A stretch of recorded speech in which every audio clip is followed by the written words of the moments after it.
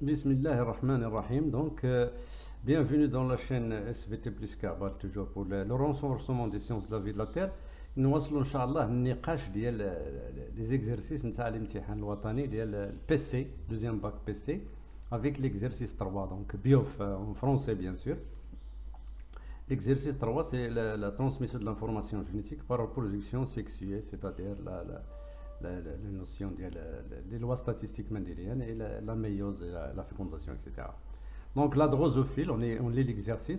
La drosophile de phénotype sauvage, à corps gris rayé et aux yeux rouges, a subi de nombreuses mutations portant sur la couleur du corps et des yeux. La mutation black, noir c'est-à-dire, se traduit par un corps noir, alors que la mutation cinnabar et la mutation cardinale se traduisent par des yeux de couleurs différentes de celles des mouches sauvages. Pour déterminer le mode de transmission de ces caractères non liés au sexe, donc comme non liés au sexe, on propose les résultats des études suivantes. Donc, étude 1. Des croisements ont été réalisés entre deux groupes de drosophiles lunipères. Groupe A, drosophile sauvage à corps gris rayé et aux yeux rouges, ou drosophile mutante, de Tafira, à corps black et aux yeux cinnabar. D'accord? Donc, on continue. Voilà les résultats. Le premier croisement, donc, c'est-à-dire le croisement A. Voilà entre A et B, bien sûr. La génération F1 est composée de drosophiles à phénotype sauvage, c'est-à-dire gris rayé aux yeux rouges. Le deuxième croisement, c'est un croisement test entre F1, un individu de F1, et un individu mutant, black aux yeux cinnabar. Donc les résultats, vous avez 4 phénotypes avec des proportions différentes. 46% de drosophiles sauvages, 46% de drosophiles mutantes, corps black. Donc, et 4% les types recombinés. Voilà. Où j'ai la question. Donc la question, je connais bien, en exploitant les résultats du premier et deuxième croisement, détermine le mode de transmission des deux caractères. Voilà. Donc le croisement 1, c'est le croisement 1. Comment est la génération? Il s'agit de quoi? C'est un dihybridisme. F1 il est comment? Homogène. Donc les deux parents sont de race pure. Les allèles responsables des phénotypes sauvages, la couleur du corps gris rayé et les couleurs des yeux rouges, dominent les allèles mutants. Les allèles mutants, c'est-à-dire corps black et yeux cinnabar. Le deuxième croisement, c'est un croisement test. Vous avez les types parentaux sont très supérieurs aux types recombinés. Donc, les deux gènes de la couleur du corps et la couleur des yeux sont situés sur un même couple de chromosomes, c'est-à-dire ils sont liés. Ce sont deux gènes liés. Ça va être l'étude 2. Des croisements ont été réalisés entre deux groupes de drosophiles de l'unipérable. Voilà, c'est précisé ici. Le groupe C drosophile sauvage à corps gris rayé aux yeux rouges, comme tout à l'heure. Voilà, comme le croisement A. Mais le groupe D drosophile mutante à corps black et aux yeux cardinal, une autre couleur mutante. D'accord? Alors, le résultat du troisième croisement, génération F'1, composé de drosophiles sauvages. Le type sauvage, c'est-à-dire corps gris rayé aux yeux rouges. Le quatrième croisement, c'était F1. On a pris une drosophile F1 avec un mutant black, yeux cardinal. Vous avez 4 phénotypes, deux parentaux, deux gros combinés, avec les mêmes proportions. Les deux gènes sont indépendants. Bon, la question, en exploitant les résultats du troisième et du quatrième croisement, déterminer le mode de transmission des deux gènes étudiés. Il y a la couleur du corps toujours et les yeux, et la couleur des yeux. Donc F'1, donc la génération, il s'agit d'un dihybridisme, le F'1 est homogène, les deux parents sont de race pure comme d'accord? Donc les gènes, donc les allèles responsables des phénotypes sauvages dominent donc les allèles responsables des types donc de la couleur du corps donc et les yeux mutants. D'accord? Alors pour le quatrième croisement, c'est un croisement test. On a obtenu 4 phénotypes, 2 parentaux et 2 recombinés avec les mêmes proportions. Donc les deux gènes étudiés sont indépendants, c'est-à-dire situés sur deux couples différents de chromosomes. D'accord? Troisième question, montrer que les résultats de ce croisement prouvent l'existence de deux gènes différents contrôlant la couleur des yeux chez la drosophile. Alors, la couleur cinnabar, la couleur des yeux cinnabar, la couleur du corps, ils sont liés. ولكن اللي مشينا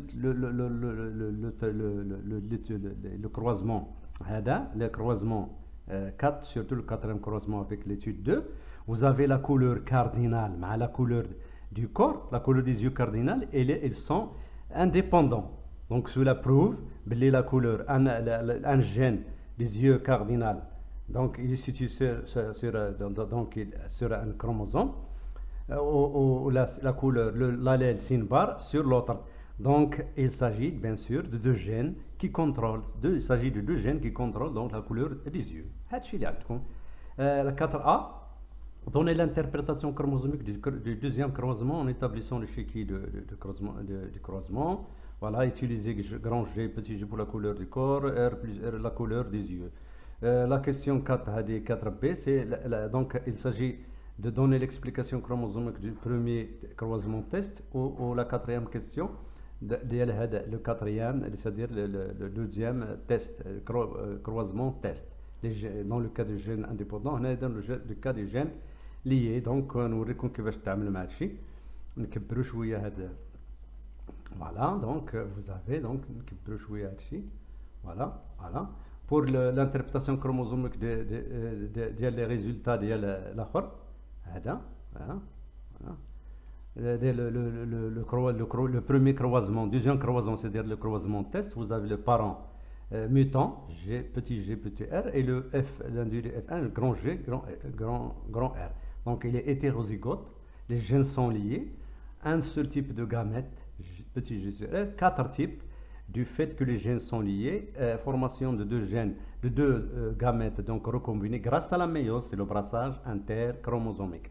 Vous allez faire donc l'échiquier de gamètes, voilà, l'échiquier de croisement, le F1 produit donc 4 types de gamètes avec les proportions 46-46 pour les parentaux, 4% pour les types recombinés, 100% pour l'individu mutant. Voilà, donc vous allez trouver donc les génotypes, les résultats théoriques sont conformes aux résultats expérimentaux. Pour le quatrième croisement, c'est-à-dire les gènes sont indépendants, vous allez seulement changer la notation de l'allèle.